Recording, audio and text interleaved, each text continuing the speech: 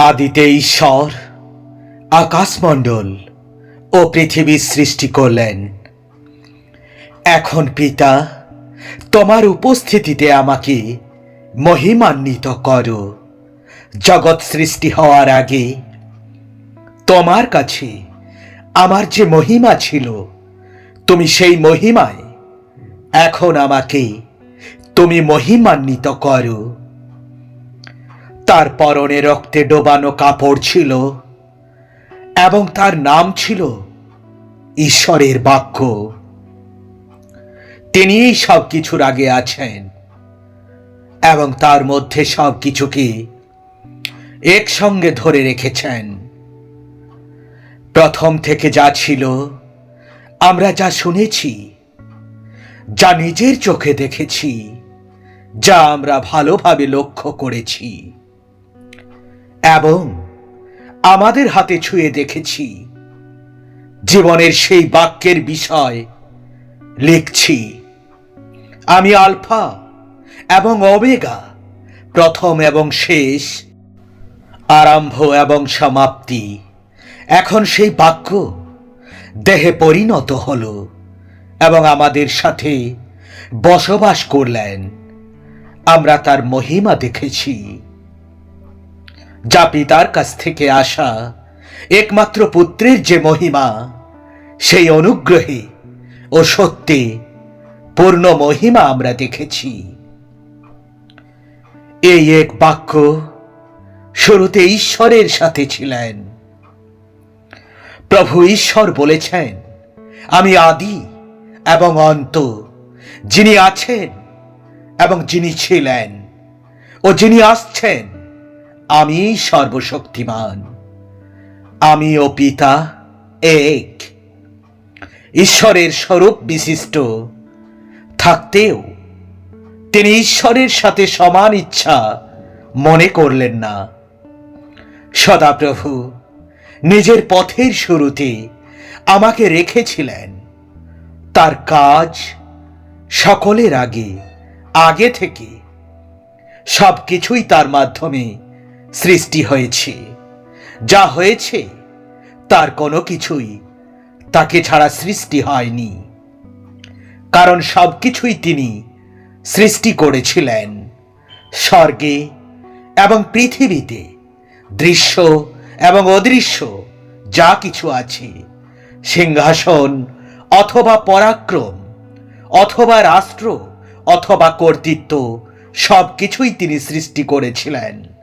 এবং তার জন্য তবুও আমাদের জ্ঞানে একমাত্র ঈশ্বর, সেই পিতা, যার থেকে সবই হয়েছে ও আমরা যার জন্য, এবং একমাত্র প্রভু সেই যীশু খ্রিস্ট, যার মাধ্যমে সব কিছুই হয়েছে এবং আমরা যার জন্য আছি। আর সেই দিনের ঈশ্বর পুত্রের মাধ্যমে আমাদের সঙ্গে কথা বলেছেন। তিনি তার পুত্রকেই সব কিছুর উত্তরাধিকারী করেছেন এবং তার মাধ্যমে পৃথিবী সৃষ্টি করেছেন।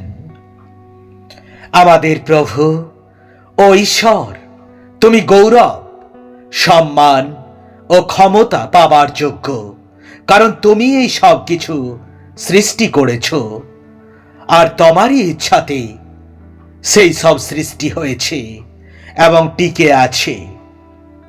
স্বর্গে তৈরি করা হয় সদাপ্রভুর বাক্যে এবং সমস্ত তারা তার মুখের শ্বাসের দ্বারা তৈরি হয়েছিল। ঈশ্বর বললেন, আমরা আমাদের প্রতিমূর্তিতে আমাদের সঙ্গে মিল রেখে মানুষ সৃষ্টি করি।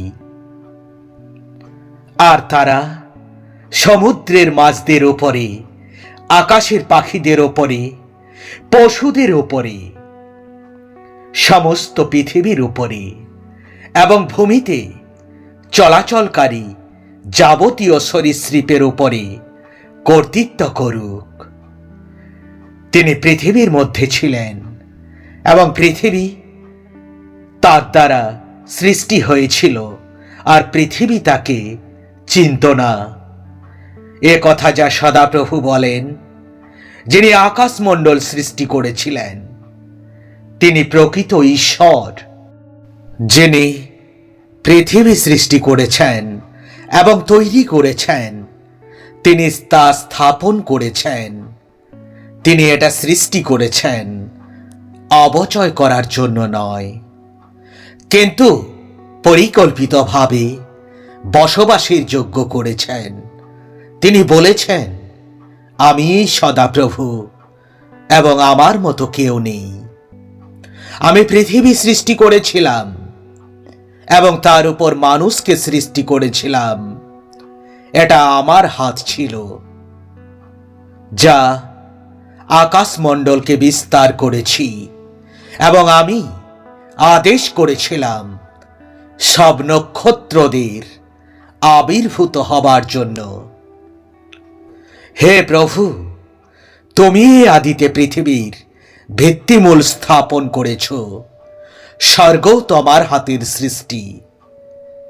ফলে গৃহ নির্মাতা যে পরিমাণে গৃহের থেকে বেশি সম্মান পান, সেই পরিমাণে ইনি মসির থেকে বেশি গৌরবের যোগ্য বলে বিবেচিত হয়েছেন।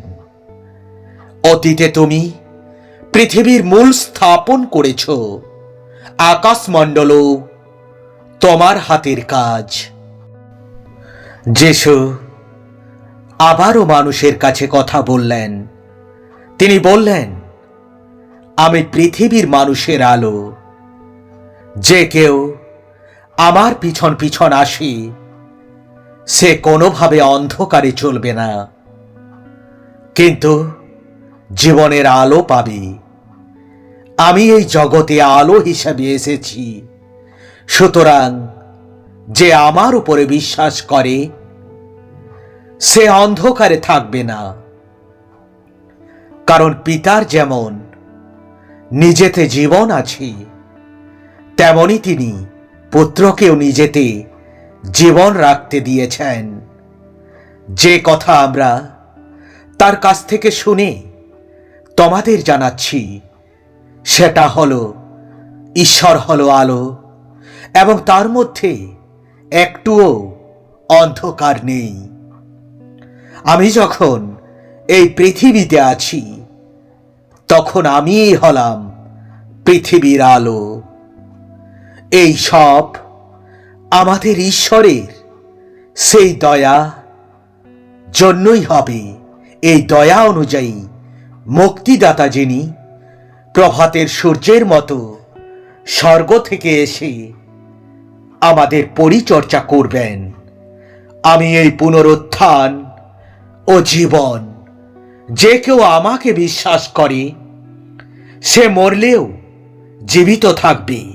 আমি এই পথ, আমি এই সত্য, আমি এই জীবন। আমাকে ছাড়া কেউ পিতার কাছে যেতে পারে না। আমি সদাপ্রভু তোমাকে ধার্মিকতায় ডেকেছি এবং আমি তোমার হাত ধরে রাখব। আমি তোমাকে রক্ষা করব এবং আমার লোকদের জন্য তোমাকে একটা ব্যবস্থার মতো করব, আর অন্যান্য জাতিদের জন্য আলোর মতো করব। ঈশ্বর আমাদেরকে অনন্ত জীবন দিয়েছেন এবং সেই জীবন তার পুত্রের মধ্যে আছে। God bless you.